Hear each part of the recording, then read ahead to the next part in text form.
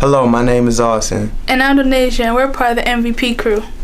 The blue lights here in Baltimore City are known for good and bad reasons. Some people believe they help fight the crime in the city. Others believe they're put in low-income communities where African Americans are the majority of the population and make them look more dangerous. This segment will show both sides of the story. You decide for yourself. Picture boarded up houses between babies standing in doorways. Young boys flashing dollars. Click, click. Hiding the stash somewhere behind the trash, and a flash of blue light captures the image of a runner on welfare trying to feed his little while Big Brother watches on Independence Night. Blue lights are cameras that allow the police department to have a force multiplier by having cameras placed strategically throughout the city so that we are able to monitor and track crime and improve safety.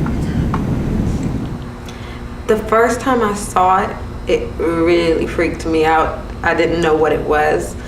I thought it was like a police car or something from down the street.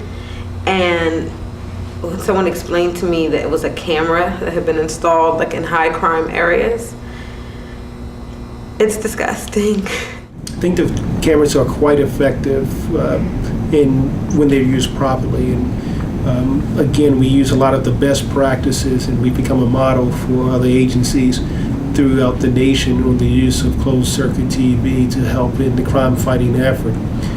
I do not believe that the blue lights help to control or lower the crime rate. I think that what it does is shifts criminal activity from one area to another area. I do believe that a collaborated effort among the Baltimore City Police Department, neighborhood associations, and vendors and business people alike in this area would have such a greater impact at curbing criminal activity in the immediate area.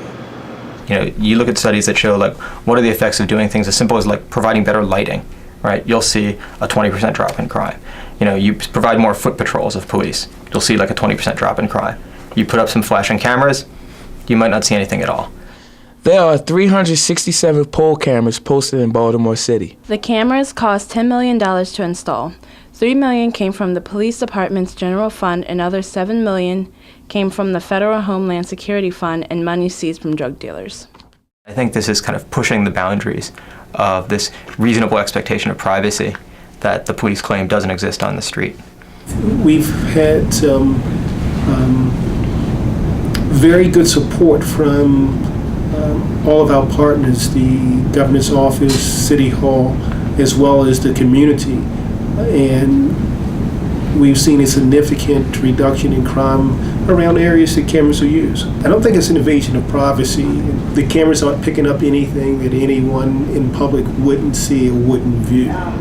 As a working individual in this community, I don't really have anything to hide. However, I do feel like they are invasive. In some areas, I feel for the people who live in neighborhoods where blue light is strategically placed in a residential area. A beam of blue light flashes as she dashes down Calvert Street on Independence Night. Using Independence cards to buy cartons of eggs, they play tag on rooftops. Tournament time to dodge bullets. No footage of beautiful blue-black bodies hanging from empty rings on pathetic playgrounds. Makeshift tire swing, bare lot, broken bottles, and a slide. I think that so much is being emphasized on things like the blue lights, which creates a system where we're incarcerating everybody. It's about locking people up, opposed to creating a system where we're educating people and empowering them to become productive individuals.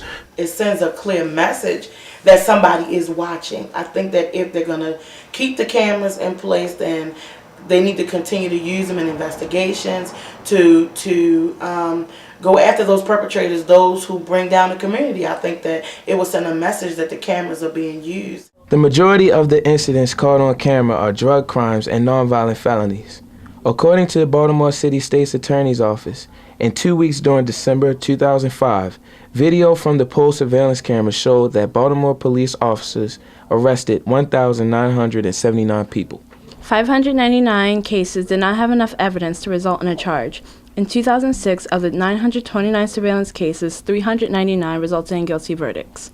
A state attorney's office report shows the most prominent charge captured by the cameras were drug offenses.